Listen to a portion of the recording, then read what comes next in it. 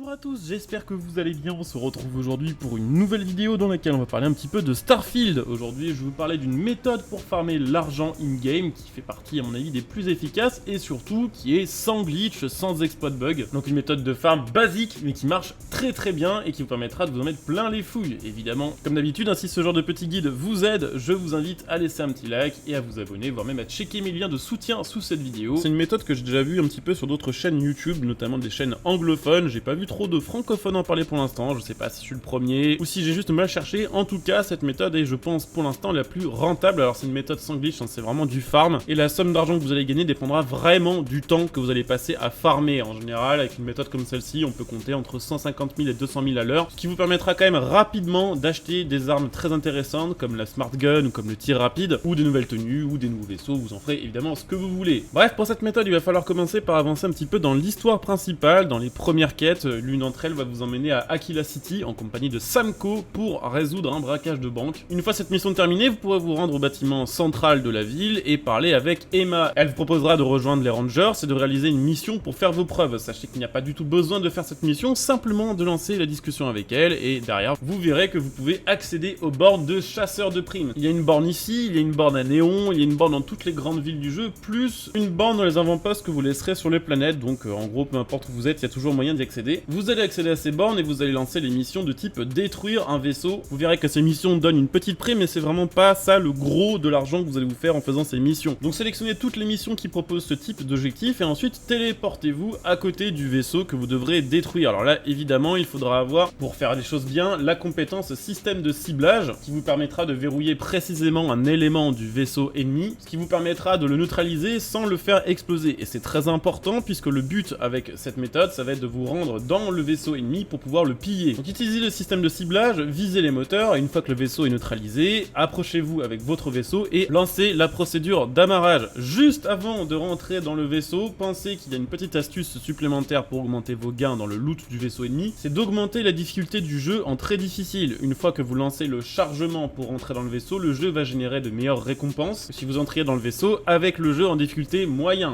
Une fois que vous êtes dedans, vous remettez le jeu en difficulté classique, donc si vous jouiez en facile, mettez-le en facile, si vous jouiez en difficile, mettez-le en difficile. Ensuite, c'est assez simple, il suffit de buter tout le monde dans le vaisseau et de le looter. Vous verrez que dans ces vaisseaux-là, il y a beaucoup d'objets de contrebande, il y a beaucoup d'armes, il y a beaucoup de tenues, beaucoup de ressources aussi, que ce soit des matériaux ou que ce soit de la nourriture. Tout est lootable et évidemment, la soute des vaisseaux ennemis est lootable. Donc pensez bien à la looter parce qu'en général, il y a des crédits, il y a des objets parfois de bonne rareté et il y a toujours plus de ressources que vous pourrez stocker sur votre vaisseau pour ensuite la revendre. Une fois que vous avez fait le tour de vaisseau et que vous avez littéralement tout pris, retournez dans votre vaisseau et allez vendre tout ce que vous avez chopé. Alors vous l'aurez compris, dans ces objets-là, il y aura probablement de la contrebande. Comme j'en ai parlé dans une autre vidéo récemment, vous pouvez évidemment ramener quand même des objets de contrebande dans les grandes villes sans vous faire toper par la police. Pour ça, il y a plusieurs petites astuces. Il y a évidemment la possibilité d'avoir un vaisseau avec une soute blindée que vous aurez acheté sur la planète Porrima 3 dans le casino Red Mile dans le bureau tout au bout à droite en parlant au PNJ. Vous pouvez en plus de la soute blindée rajouter un brouilleur de scan et vous pouvez investir évidemment des points de compétence dans la compétence tromperie. Alors sachez évidemment que pour que tout ça fonctionne, il faut placer tout le loot de contrebande dans la soute de votre vaisseau. Si vous la gardez sur vous ou sur l'un de vos copilotes ou coéquipiers, ça ne marche pas. Donc pensez à tout stocker en soute, tous les objets illégaux, pensez à utiliser tous les objets précédemment cités et ensuite vous pouvez vous rendre dans l'un des grands magasins des grandes villes du jeu pour vendre de votre stock. Vous pouvez aller par exemple au magasin Autorité Commerciale de Aquila City, c'est un marchand qui a 11 000 crédits qui se renouvelle toutes les 48 heures. Alors évidemment, avant de vendre, le mieux c'est d'avoir monté sa compétence commerce au maximum puisque ça vous permettra de revendre vos objets beaucoup plus cher. L'avantage de ce magasin, c'est qu'une fois que vous avez vidé les comptes en banque du magasin, il y a un banc juste devant le magasin, donc vous pouvez attendre dessus 48 heures pour que l'argent du PNJ se recharge. Sachez que vous pouvez également revendre la contrebande sans vous faire scanner à la tanière ou sur la clé, donc soit dans le système Wolf, soit dans le système Krix, mais c'est assez loin et ça vous demandera plus de temps pour vous y rendre et les prix sont pas forcément aussi bons. Donc si votre but c'est vraiment de farmer efficacement, Aquila City ça marche quand même plutôt bien. Sachez évidemment aussi que vous pouvez revendre le vaisseau que vous aurez volé durant votre mission. Alors effectivement l'objectif c'est marqué détruire, mais en général tuer l'équipage suffit.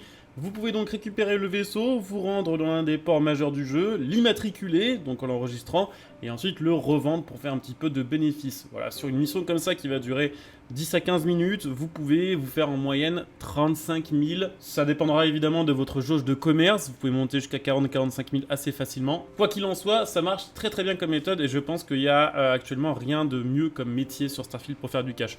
Évidemment, ce genre de méthode, faut pas en abuser, le farm c'est comme sur tous les jeux, ça peut devenir gonflant, faut le faire si vraiment vous avez un objectif de trucs à payer et qui sont un peu chers pour vous. Libre à chacun évidemment de doser son farm comme il le souhaite sur Starfield. De mon côté, je coupe cette vidéo ici, je vous dis à très bientôt pour une nouvelle vidéo, que ce soit sur Starfield ou notre jeu. En attendant, portez-vous bien, bon jeu à tous, ciao.